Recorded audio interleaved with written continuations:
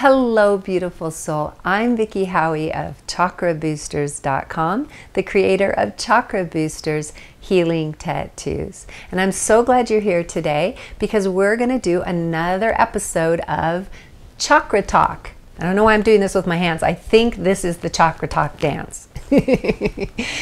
But basically what I do with Chakra Talk is I take some of the best questions from my YouTube channel or from people who have, like you, who have sent them to me via email, and I share them, I answer them with you, with YouTube. So that's what I'm going to do today, and it means that in the glare of the sun I have to put on my glasses, my reading glasses, so thank you for if there's any glint and glare coming off that, I apologize, but I'll need those to read, so I'll be moving back and forth with my glasses. But before I even get started with the questions that I have today, I have an appeal that I'd like to make to you guys. I don't have the time to necessarily get to all the comments and all the questions on my YouTube channel because I now have over 300 videos and counting. So I don't always get to all of them, but I try to get out there and look at them a lot. And most of the time what I see, I mean I'm going to say 98% of the time, what I see is a lot of support. I see a lot of people supporting each other. Like if I don't get to a question, often I'll see people in the tribe answering a question and for someone else. And most of the time they're really great answers. And the most important thing is that there's this unbelievable atmosphere of support, at the very least tolerance, and there isn't much projecting, judging, name-calling, trolling, that kind of stuff. But the other day I did see something that was a little disturbing to me of someone who was being quite vulnerable and someone else came along and called them insane and judged them and everything. So I'm asking you, please, on this channel, can we call upon the utmost in ourselves that can be loving to ourselves so that we're able to share vulnerability in our comments and in our questions? And can we do the same for others when we're answering? Can we reach a hand out, send them a life preserver? Can we do that for each other? I'm really inviting you guys to help me make this channel a safe and loving and expanding space for all of us. So thank you for that in advance, for all the love, support, and vulnerability that you're going to bring to the process as we move forward. Okay, so let's look at what we have this week for Chakra Talk. My first question is, and this is on the video, I got two different questions around the video that is entitled, The Surprising Ways Your Body Naturally Releases Chakra Energy. So if you want to watch that one, it's pretty popular, and I was really surprised at how many people didn't realize just all the simple day-to-day ways that we release chakra energy. And I really think we need to normalize this whole idea of chakras. Sometimes we make it so holier than thou and esoteric and almost metaphorical, not real, and I think this is so important. So, speaking of esoteric, my first question is from Esoterra, which I love because Terra means earth, so that there's some embodiment in that. Great name. Esoterra Center wrote to me, "Hi Vicki, thanks for this great video." And you know guys, a lot of times I cut that out. I forgot to cut that one out. Esoterra said I do an amazing job. Thank you, Esoterra. But usually, you guys, I'm going to cut those out because I don't want to keep repeating that. I appreciate so much, though, the support you guys give me, because this isn't a viral channel. As you can tell, it's an educational channel. So this is kind of my give back. And when you tell me it's working for you, that opens my heart so much. So Esoterra asked after that, she said, I have one question. Is sneezing a way for a chakra to release energy? If yes, what chakra is it? Well, my response to that, Esoterra, is that it's mostly the third eye. And sometimes you have a little throat and heart chakra energy too there as well. You know how sneezing can kind of come anywhere from this entire region? Like when you have a really big sneeze, but it mostly has this clearing effect. It pushes out air so quickly that it's a lot like the skull shining breath in yoga, which is, and also the breath of fire. You feel that where we exhale real curtly, real strongly, and that then causes us to inhale. And that skull shining breath goes up, and it actually stimulates the pineal gland inside, because it hits the pineal's this little pine cone shaped gland that is related to your third eye, and it's up there in the middle of your brain and it can actually be stimulated by these shots of energy. And I believe that the sneeze, it's in that area. We release everything in this whole area, but it really stimulates that third eye. So a sneeze is a great way of clearing. It has that beautiful, almost blissful feeling, like when you know you're about to sneeze, and then you're like, and then sometimes it doesn't come and sometimes it does. Well, it has an almost orgasmic feeling when it comes. It's because it's tapping into this upper chakra energy, and I believe it's really clearing. So the answer would be mostly third eye, but also throat and also heart. So thank you for that question, Esoterra. And if you haven't seen the video, guys, for all the rest, all the chakras, check into that. Inner Voice asks me, hi Vicki, I meditate regularly. When I meditate regularly, my eyes water a little bit during meditation. So that's one that happens to me every day, right? Meditation is very much about tapping into the third eye. The eyes watering is very much third eye release. But Inner Voice says, I can't distinctly remember any sensation in the crown chakra. Any ideas on that?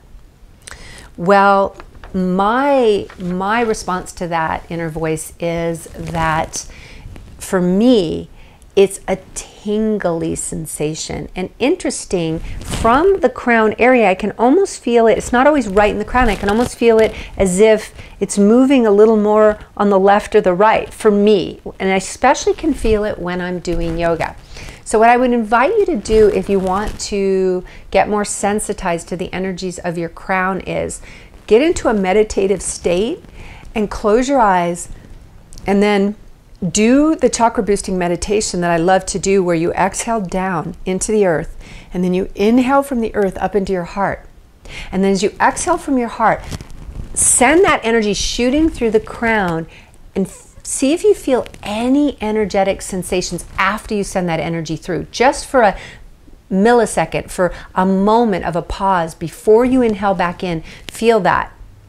And then as you inhale back in and you hold the energy in your heart, check again to see if you felt anything as that energy moved through the crown. For me, I get it the most when I'm doing yoga, when I'm doing full body yoga, and I get like this, I can't explain it any other way than like a tingling. There's like a light tingling.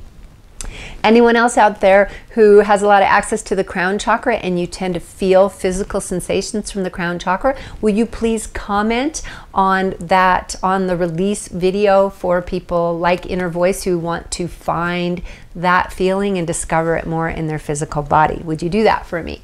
Thank you from my crown chakra folks. And there's no right answers on these, you guys. I mean, any sensation that you feel in this realm, in your crown, right at the top of your head and moving up, is likely to be a crown energy if it has, and it will tend to be very subtle and very light. So I get it, Inner Voice, that as we move up, it obviously gets more and more subtle. So the crown's going to be a very subtle sensation. Thanks for asking about it, though. The crown is one we really want to tune into. Okay, my next couple questions kind of go together, and they really, I don't know that I'm an expert on this, guys, but I'm going to give my best answer because I find it a little bit, I wouldn't call it disturbing. It's definitely not disturbing, but I find it a little, I don't know, misguided is maybe the best word for me, that out there right now there's so many feelings about the 5D world and about us rising, ascending in our energy, that people are beginning to believe that some old ways of being don't serve us anymore. And so there's been these questions coming up around the chakras, and two of the ideas, I'll give you both questions at once because they're kind of related, I think. The first one is from Nancy Brady, and Nancy asks, I've been reading where we no longer need chakras going into 5D. Question mark. Is this true? Question mark. So thank you for the 2 question marks, Nancy. Even the first one that's a statement, you were like, is that true? And then from EA,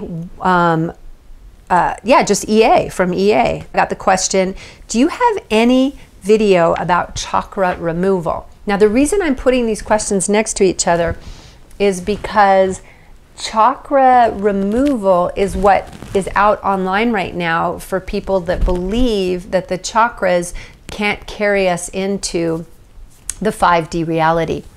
Now, I'm just going to be honest with you. I'm not a huge fan of even the term 5D because I'm a huge fan of this 3D reality. So I'm going to put my bias right out front.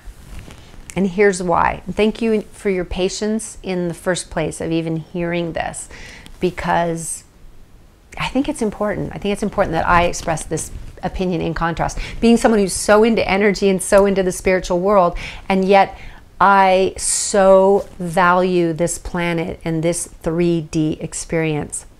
So first of all, I don't believe that the primary energies, I believe the planet is naturally ascending. You can see we're getting Wi-Fi, things are less tangible, we're more connected on an energetic level and an informational level. So energy's naturally rising, and I think as it naturally rises, it's actually inviting us to ground more, and it's inviting us to, rather than think of our energy experience as being our planetary experience as being one of just getting past the limitations of this body. Rather, it's about upgrading the frequencies of this body. And this body exists in this 3D realm because, and here's my real belief, because this 3D realm offers amazing gifts that we don't get in the spiritual dimensions of 5D and above, of the spiritual world. So when we're in the spiritual world, let's say we just go back to source and we are total energy. We are one with energy. We don't have a relative reality. It's great. It's blissful. But I really believe that if this is the 3D, if 3D is the monopoly game of the spiritual world, everyone up there, or just about everyone in the up there, I'm saying, meaning in the 5D realm, in the consciousness realm, is raising their hand to come here to experience this. Because in the 3D realm, we have limitations that we don't have in any other, in the 5D realm, and those limitations actually grow our soul. They grow our depth. For instance, in the physical world, we feel a lot of loss. We're in a temporal game. And it's literally like a game, because our body will die, but our spirit doesn't. We live forever, but we choose as an everlasting spirit to come into this life to feel limitations and losses so that we can get to know our soul better. Because when we lose someone we love, for instance, whether they leave or they pass away, we go through such a deep, intense, incredible experience of our own heart, if we allow ourselves to. Because a lot of people in this world don't allow that. But we can go through such deep, deep understanding of the depth of our love, of the nature of who we are as love in this physical realm because of loss, whereas we don't have loss in other realms. That's just one example. I could go on and give you so many. There's so much in the tactile experiences and pleasurable experiences of the 5D, of the 3D reality versus 5D, where everything just is, or I should say the consciousness reality. My guides are telling me to share with you an experiment that Sir Isaac Newton did in the late 1600s. He took a prism, and a glass prism is pretty much representative of our 3D reality because it has 3 dimensions. And he took white light, and spirit is white light. It's everything. It's the all. The white light has all the other colors in it, so that's why we always see spirit as white light. And he sent that white light through this 3D object, through this prism, and it turned into a rainbow, a spectrum of color. And then he did the same experiment in reverse and took the spectrum of color back through, and it became white light. And I believe that that is a great example of exactly what our spirit is doing when it comes into this reality. It is just simply all consciousness. It comes into the 3D reality. It goes into the light of the chakras and the different experiences so that we can actually experience them. Again, God and consciousness cannot experience itself. So we are God playing, God, goddess, playing with itself because we're in the physical world. The consciousness, if you think about it, if everything is white, white can't see the white, you know. I mean, even a fish can barely feel the water it's swimming in, but it's even more so with consciousness because consciousness has absolutely no contrast. It is absolute unity. So consciousnness cannot know anything other than just oneness. And there's a lot to be said for experiencing selfness, experience. Even I believe consciousness wants to experience itself. So that's why I believe that we are the children of universal consciousness. We're here to play as different forms of consciousness playing it with itself. Okay? I hope this isn't too out there, you guys. But basically, that rainbow that comes through the prisms, we are solid white light. All the colors exist in us, but we're not aware of all the colors as long as we're in the spiritual realm where we're all white light. But when we send our energy into the 3D reality, and this is the blessing of the 3D reality, and this is why we're going into a tantric and feminine age of more embodiment right now, and of saving, I shouldn't say saving our planet, of connecting with and flowing with and honoring our planet, because when we come into the 3D world, we go into these bands of experience. We're still the white light, you understand? Because we can take that white light back through the prism and it's white. And we're still everlasting life at the end of our physical life. But during life, we get this exquisite experience of our own consciousness, of God consciousness, that doesn't happen when we're on the other side. So I don't believe that the chakras are a mistake, or I don't believe, even as I'm the big proponent of how dual they are, of how much contrast there is between each chakra, that's simply because that's how we understand a sort of a physical experience of unity, is when we can be with opposing things and have them not be one's right and the other's wrong. We can actually just be with them. We can be with all the parts of ourselves. Like we could be with the root chakra part of ourself that's really organized and planning and wants safety, at the same moment that we can be with the second chakra part of us, the sacral part of us, that is totally spontaneous and doesn't want to plan and wants change, not safety, not stability. You feel those are literally opposites. And when we can be with both of those, then we begin to understand the God nature. It's not circumventing that, and yeah, it's just being with it, being the rainbow. So I know this is an involved answer, a very involved answer, and I hope when you see this that I said it in a way that's understandable. If you have other questions about it, ask me more. But my answer about removing chakras is that removing a chakra would be like removing a limb, really. There's no reason for it. It's a part of who you are. There's nothing bad. They are your energy centers. As you get to know them, a lot of people say you remove chakras so that you can have a oneness energy. Well, when you are in all your chakras, you reside in the balance point of your heart and you have a oneness energy. But the great thing is, in the moment that you have that oneness energy, you still have the ability to be here in a body on this planet and interacting with the people around you. So there's this embodiment aspect that's so beautiful that the chakras allow us to have. So I hope that answered it, you guys, both for Nancy. For me, Nancy, I am not an expert on 5D at all. And I have to say that I've never believed when the people said, oh, at year 2000 or year 2012, we were going to just like ascend to something else. I actually believe the opposite, as you know. I believe that we're learning how to finally work with this body and bring our full spiritual understanding into this body and be enlightened in the body in our day-to-day relations, in everything that we do, being walking emissaries, walking slices of God, slices of the divine, so we can actually create a heaven here on earth, a heaven on earth as we know it, the 3D earth, the earth of nature, the earth where you plant seeds and they grow over time. There's so much beauty in the stars and the planets and the cycles and the rhythms of this beautiful planet and of this 3D reality. So I'm a big fan of it, and I don't believe that chakras are going to be rendered unnecessary in a 5D world, and I'm not, tell you the truth, totally sure what a 5D world really is. I think a lot of people have different opinions about that, and I'm more tantrically based about bringing, yes, all of our 5D, throat and above, third eye and crown talents and our superpowers. I'm going to end on this. I believe we're moving toward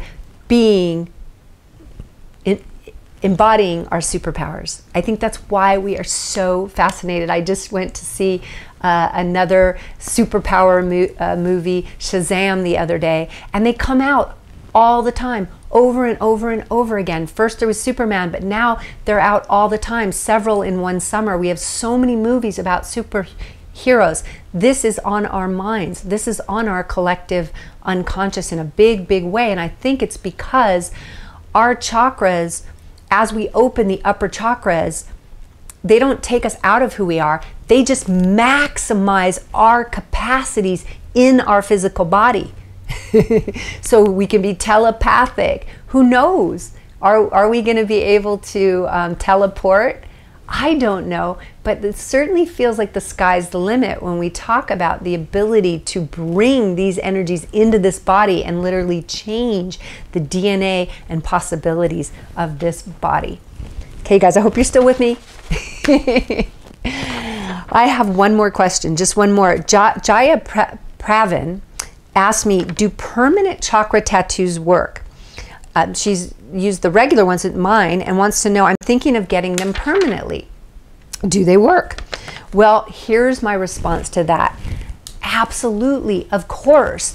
I mean, Jaya, one of the main things about, I created my tattoos because I got a real root chakra tattoo. So do real chakra tattoos work? Of course. You want to make sure of a couple things though. First of all, this is the most important thing. When I got my first real tattoo, it was very painful. It was a root chakra tattoo. And the pain of the process actually helped the downward contractive energy of the root chakra.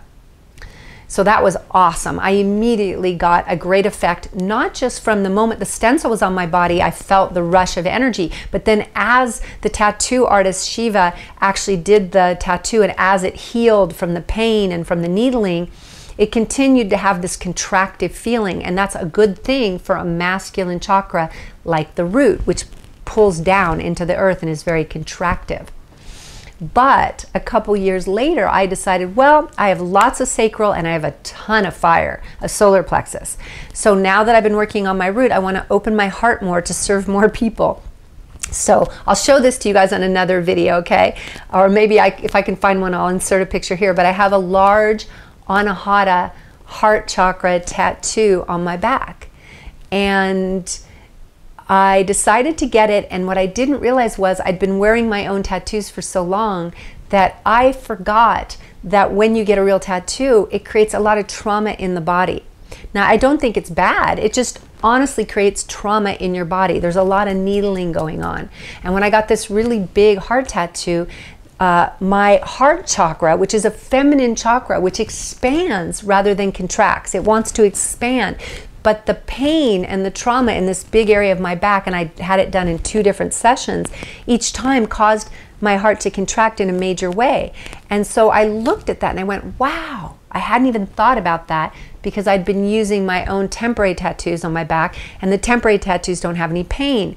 So if you're doing a real tattoo, realize this: the root chakra, the solar plexus chakra, and the throat, the back of the neck, will all benefit from the pain, trauma, and contractive energy that comes from the process. For me, it took a year and about a half, I would say somewhere between a year and a half, and probably a year and a half to be totally clear, when I felt like my heart was starting to open again and was more or less over the trauma and contraction of getting this big heart needling on the back of my heart.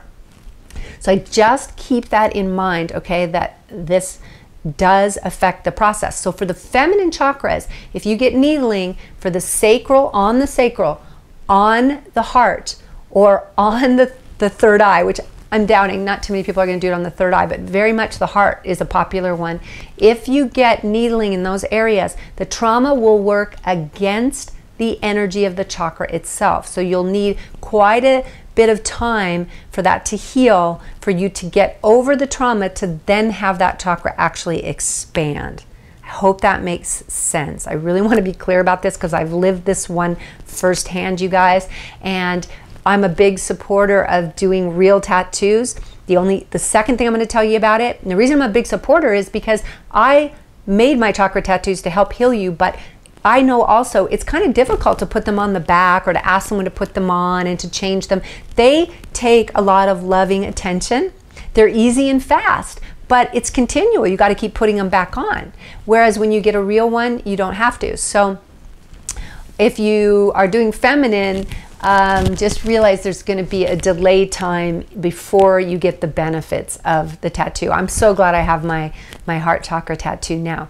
The other thing, the second thing I was going to say is that if you're going to get one tattoo, like one, make sure it's one that the rest of your natural propensities really balance out. Like for instance, I have huge fire in my chart. I'm wearing a yellow shirt as I say this. I have huge fire, and I have a moon that's Aries that's in fire. I have a destiny of a 3 that is fire. I had all kinds of trauma at 3 years old that caused me to step fully into my fire and kind of run my own life. So I have a lot of fire, and because of that, I felt really safe getting a very large, I got a really large heart tattoo. And so I feel like I will never be too open in that area. I needed a big one to counterbalance. So I also feel really safe getting a grounding tattoo because the root chakra has always been my bugaboo, and I don't feel that I'll ever be, given my vata, my very skinny and kind of upward energetic makeup, being grounded will always be good. If you're someone who's going through a chakra life cycle at the end of your, in your 40s, especially the end of your 40s, and you're feeling very up here, you could maybe get a grounding tattoo, but you may be by nature a fairly grounded person, and at age 50 to 57 you hit your root chakra cycle, suddenly you're super grounded, and that tattoo feels like too much. It feels like too much apana energy, which is downward energy, and you could sort of push yourself into depression. So make sure that if you get this, these energies are real, guys, and we want to make sure we're balanced. So of course it's going to be very safe to get all of the chakras, but I would of course do that a little at a time if you're going to do that. And if you're going to get one in particular, make sure it balances with the natural propensities that are in your astrological chart, that are in your hereditary, in your past, just in your makeup, in your body type. Okay? And I hope that's clear, and I thank you so much for your patience and letting me go in depth in these questions. I don't want to give shallow answers. I don't also want to ramble, you guys, but this is not stuff that I can give just quick, ABC answers to. So that's Chakra Talk for this week, and I'll bring another one in a month or so when you guys give me good questions to answer. Feel free to send any to Vicki at Chakra Boosters if you don't want to put them on my YouTube channel, but I like when you put them on my YouTube channel because everyone sees them there. Thank you for being here. I hope you have a very blessed week, and I will see you on the next video.